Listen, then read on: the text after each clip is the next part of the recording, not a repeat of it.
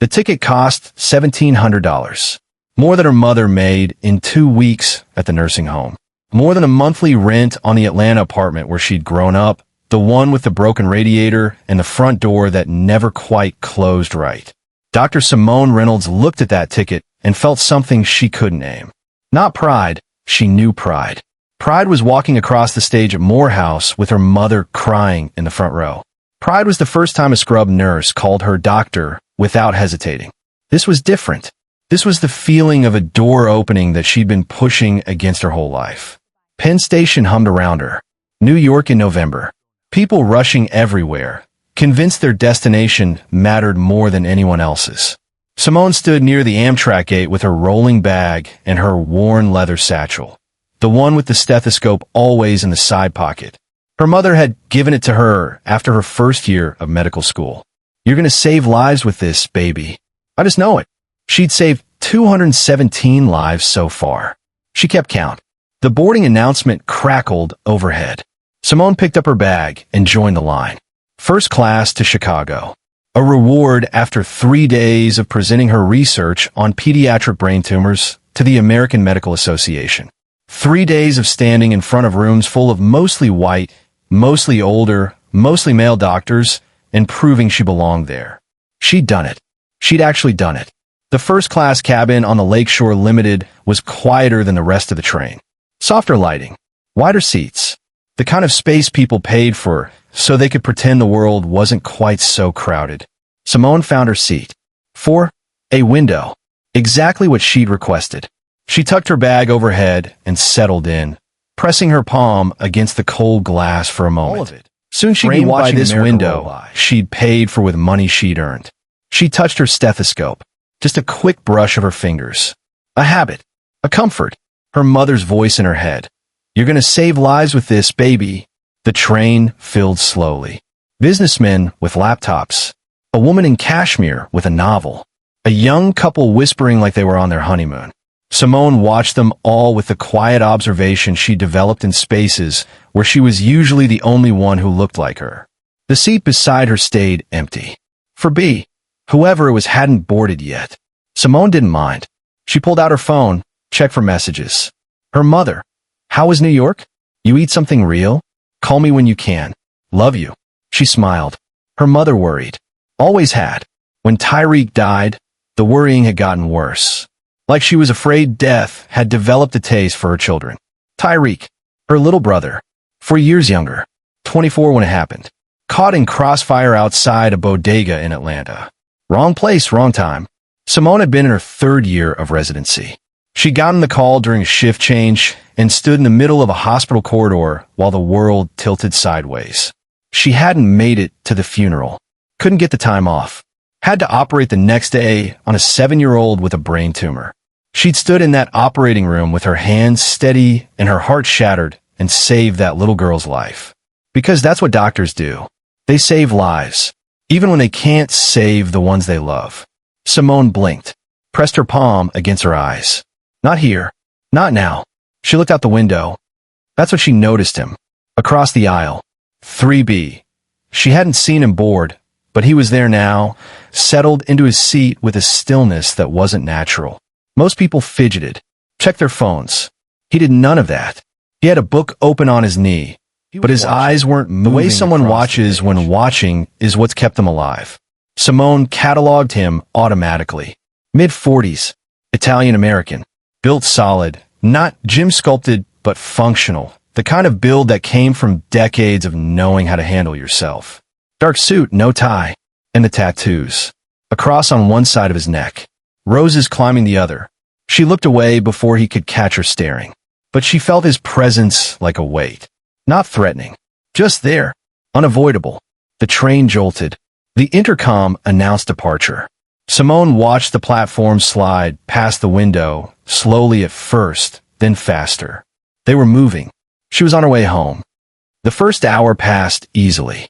The train emerged from the tunnel into New Jersey.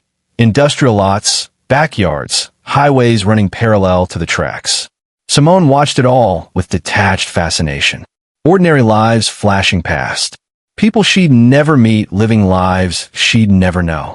She pulled out her research notes, skimmed without really reading. 3 days of presenting.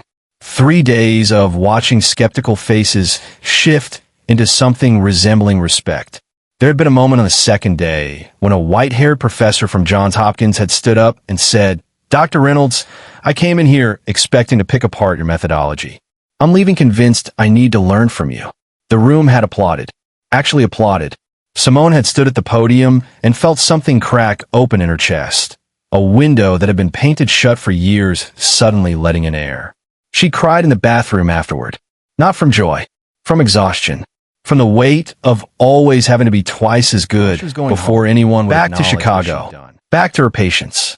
Back to the hospital where she was still one of only 3 black women in the entire surgical department. Back to the work. But for the next 13 hours, she could just sit here and not be anyone except a woman on a train. She touched her stethoscope. Breathed. The couple in 3A boarded somewhere around Newark. Simone noticed them because they noticed themselves. The way some people do. He was tall, silver-haired, wearing a suit that cost more than most people's cars. She was elegant in that specific way that comes from never having to worry about money. Cashmere, pearls, a face that had been maintained rather than lived in. They settled in with the fussiness of people who expected the universe to pay attention to their comfort. He adjusted the window shade twice. She arranged her bag, just so. They spoke in low tones, but there was something sharp beneath it. A marriage held together by convenience rather than affection. Simone looked away. Not her business. Not her problem. She was wrong. It started small. The way bad things often do. Simone had her earbuds in. Not playing anything, just in. A habit from years of navigating spaces where she needed a reason not to engage. Through the ambient noise of the train, she heard the man's voice. Not the words, just the tone. The particular frequency of someone who believed that raising his voice was the same as being right. Then the train attendant appeared in the aisle beside her. Young woman, early 20s, uniform pressed perfectly, name tag, reading Megan. She had the expression of someone fighting to maintain a smile. "Mom," Megan said quietly. "I'm so sorry to interrupt." Simone pulled out one earbud. "The gentleman in 3A has requested a different seating arrangement. He's expressed some concerns about." She trailed off. Her eyes flicked toward the couple, then back to Simone. In that flicker, Simone understood everything. She'd been here before. In restaurants. In waiting rooms. In a first-class cabin of airplanes. In the moment when someone decided her presence was the problem. "Concerns," Simone said flatly. Megan's face was the color of someone who wished she were anywhere else. "He's asked if he might be willing to move. I explained we're fully booked, but he's very insistent." Simone looked past her toward 3A. The man was watching her. Not watching, inspecting. Like she was a stain on carpet he'd paid good money for. His wife was turned toward the window, face carefully neutral, as if she had nothing to do with any of this. The car had gone quiet. Conversations dimmed. People who'd been absorbed in their screens were now very deliberately not looking up. The silence of people who saw but wouldn't act. Simone's hands were folded in her lap. She realized she was gripping them tighter than necessary. She forced herself to relax, to breathe, to become very, very still. "How would he like me to move?" she said quietly. "If there are no other seats." Megan's eyes glistened. "I'm so sorry. He's just unreasonable, rude, entitled." Megan didn't answer. Simone looked out the window. The train was passing through some small town in Pennsylvania. Houses with porches.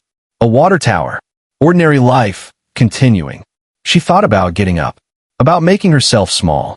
About giving them what they wanted because she was tired, because she'd been fighting her whole life and just wanted 13 hours of peace. She thought about her mother, working double shifts with swollen feet.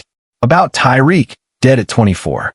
About the 217 children she'd saved, $1,700 she'd paid for this seat. Money she'd earned. Money that meant something. She looked back at Megan. "I'm not moving." Megan exhaled. Relief and anxiety tangled in her expression. "I understand. I'll tell him." She walked back toward 3A. Simone watched her go. Watched her lean down to speak to the man. Watched his face darken. Watched him waver away like she was nothing. Then he stood up. Harrison Whitmore III had never been told no by someone whose job was to say yes. Not once in 58 years. So when the attendant returned with the news that the woman in 4A had declined to move, his brain had no category for it. He stood up, walked down the aisle towards seat 4A with the particular stride of a man who believed space would open before him because it always had. The woman was looking out the window. She hadn't turned at his approach. He stopped beside her row. "I'd like a word." She turned slowly, the way people turn when they're not afraid of you. "I'm listening." Her voice was calm, quiet, but there was something underneath it that he couldn't read. "I asked to be moved." The attendant seems to have misunderstood that I was not making a request. The attendant explained the situation. "I told her I'm not moving." Harrison felt his face heat. "Do you have any idea what I paid for this ticket?" "I paid for mine too. $1,700. Same as you, I imagine." "That's not the point." "Then what is the point?" She looked at him directly. "No flinching." He opened his mouth, closed it. For the first time in 58 years, he couldn't find the words. His wife appeared beside him. "Harrison, let's just sit down." "It's fine." "It's not fine. This is first class. There are expectations." The woman tilted her head.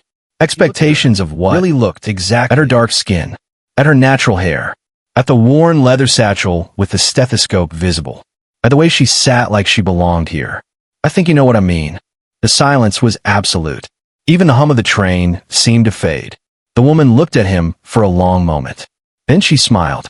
It was not a nice smile. "I think I do. And I'm still not moving." Harrison felt something crack inside him. For the first time in his life, someone had looked at him and said no, and meant it, and there was nothing he could do. He opened his mouth to say something cruel, something that would put her back in her place. "Mr. Whitmore." The voice came from across the aisle. Quiet, calm, the kind of quiet that was more dangerous than any shout. Harrison turned. The man in 3B was standing. 6 feet 2 inches of absolute stillness in a black suit, tattoos visible at his collar, eyes like slate. "I think you've said enough." Harrison stared. Something ancient and survival-based flickered in his brain. He didn't know this man, but something about the way he stood made his skin prickle. "This doesn't concern you." The man took one step closer. Just one, but it changed the geometry of the space between them. "My name is Dominic Caruso. Take out your phone. Google me. I'll wait." Harrison didn't move. Something in the man's eyes told him he didn't need to. "I'm going to explain something to you once." This woman was sitting in her seat, bothering no one. You decided that wasn't acceptable. You decided to humiliate her in front of an entire car full of people too afraid to say what they're thinking. He paused. "Here's what's going to happen now. You're going back to your seat. You're going to sit down. You're going to be quiet for the rest of this journey. And when we get to Chicago, we're going to get off this train and remember that a man you've never met stood in an aisle 3B and told you was standing. 6 feet 2 inches of absolute stillness in a black suit, tattoos visible at his collar, eyes like slate. "I think you've said enough." Harrison stared. Something ancient and survival-based flickered in his brain. He didn't know this man, but something about the way he stood made his skin prickle. "This doesn't concern you." The man took one step closer. Just one, but it changed the geometry of the space between them. "My name is Dominic Caruso. Take out your phone. Google me. I'll wait." Harrison didn't move. Something in the man's eyes told him he didn't need to. "I'm going to explain something to you once." This woman was sitting in her seat, bothering no one. You decided that wasn't acceptable. You decided to humiliate her in front of an entire car full of people too afraid to say what they're thinking. Harrison's face had gone gray. His wife was tugging his sleeve. The entire car was watching now, but no one was looking away. No one could.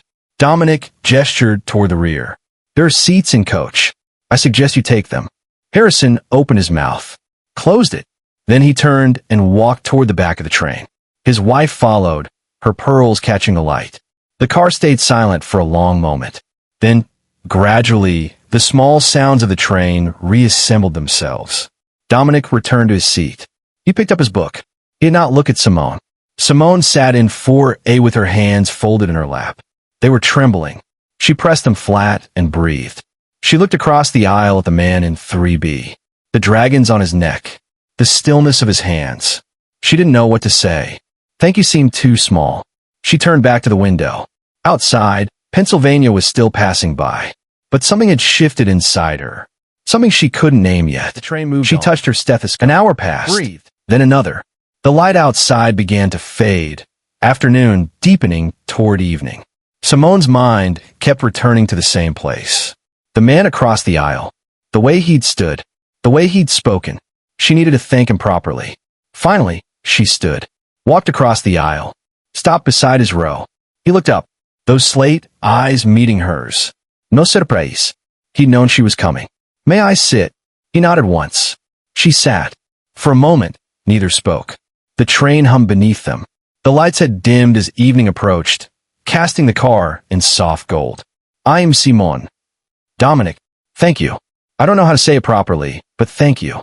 He looked at her for a long moment. Then he reached into his jacket and pulled out something small. A badge. Old, worn, leather cracking at the edges. He held it out. She took it. An NYPD paramedic badge. The name engraved, Vincent Caruso. My brother, Dominic said. Paramedic. 4 years ago, he responded to a call in Brooklyn. Domestic dispute. A man with a gun. It's got between him and the girlfriend. He stopped. Swallowed. He died on the sidewalk. Wearing his uniform. Saving someone he'd never met. Simone looked at the badge. At the name. At the weight of it. I noticed the way you touch your stethoscope, Dominic said. The way you check for it without looking. Vince did that with his badge. Said it reminded him why he did what he did. Simone's eyes were wet. I'm a doctor. Pediatric neurosurgeon. My mother gave me that stethoscope after my first year of med school. My brother Dominic nodded 4 years ago. Like he'd already known. Tyreek, 24. Caught in crossfire outside a bodega in Atlanta. I was in my residency. Couldn't even go to the funeral. Had to operate the next day on a 7-year-old with a brain tumor. Dominic didn't say anything, but something shifted in his face. The sealed house opening, just a crack. I saved that little girl. I've saved 217 children since Tyreek died, and I still don't know if it's enough. The train passed into a tunnel. Darkness pressed against the windows. For a moment, they were suspended in nothing, two people holding the weight of each other's grief. Then the tunnel ended. Light returned. Dominic spoke. His voice different now. Less constructed. Vince used to say, saving people wasn't about the ones you saved. It was about the ones who watched you try. The ones who saw someone give everything for a stranger. He said that changed people. Made them better. He looked at her. I think he was right. Simone didn't know what to say. She sat there, beside this stranger, this man the world would call dangerous, and felt something she hadn't felt in 4 years. Seen. The hours that followed were unlike anything Simone had experienced. They talked through the evening, through dinner, through the dark hours when the train cut across Pennsylvania and Ohio. Not about anything heavy at first, small things, favorite foods, bad movies, the kind of conversation that builds bridges between strangers. But eventually, the bridges held weight. Dominic told her about growing up in Bensonhurst, Brooklyn, about a father who was connected and a mother who worked until her fingers bled. About knowing by age 10 which streets were safe and which weren't. About running errands for men whose names he said weren't quietly, spoken aloud. Not by most measures. I've done things I can't take back. Things that would make people in this car move to the other end of the train. Simone looked at him. At the tattoos. At the eyes that had seen too much. Did you kill the man who killed your brother? The question hung in the air. Direct. Unflinching. Dominic met her eyes. Yes. Simone nodded. Didn't look away. Did it help? He was quiet for a long moment. No. It didn't bring Vince back. It didn't change anything.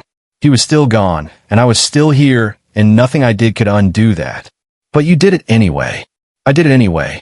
He paused. Sometimes I think I did it because I didn't know what else to do with all that anger. It was either pointed at him or let it consume me. And now I carry Vince's badge. I visit his grave every Sunday. I make sure his daughter, my niece, wants for nothing.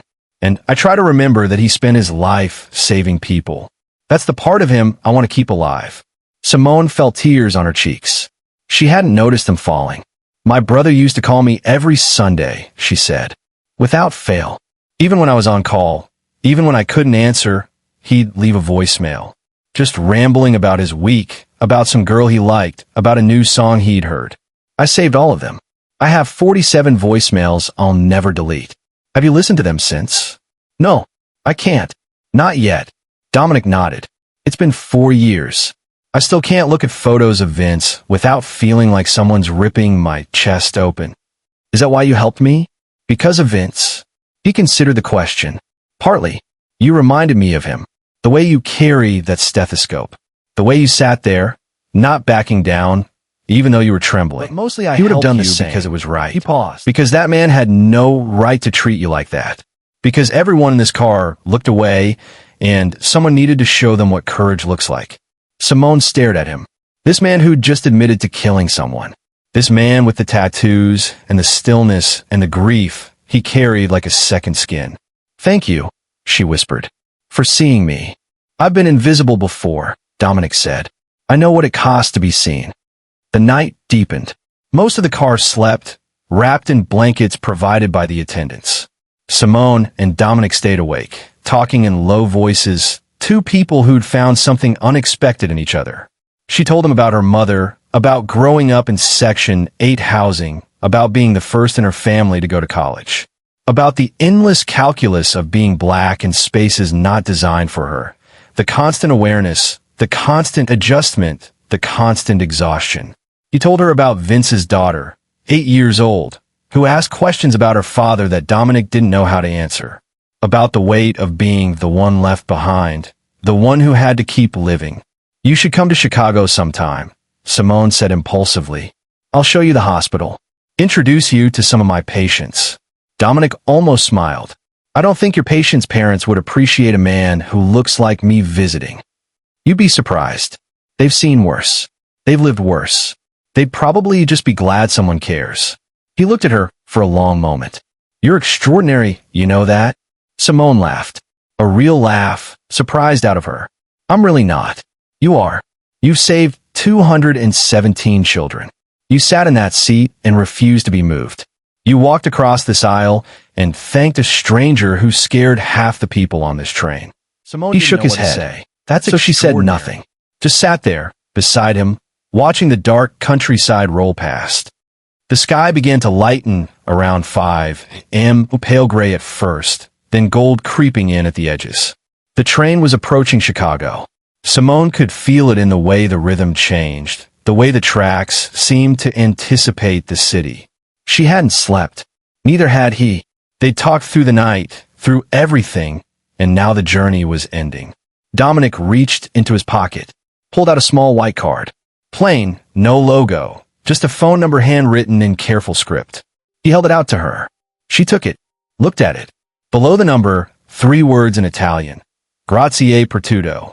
Thank you for everything, she translated. He nodded. I don't expect you to call. I just wanted you to have it. In case you ever need anything. Simone looked at the card, at the man who'd given it to her, at the tattoos on his neck, the roses for his mother, the cross for his brother. Can I give you something? She asked. He looked surprised. You don't owe me anything. I know.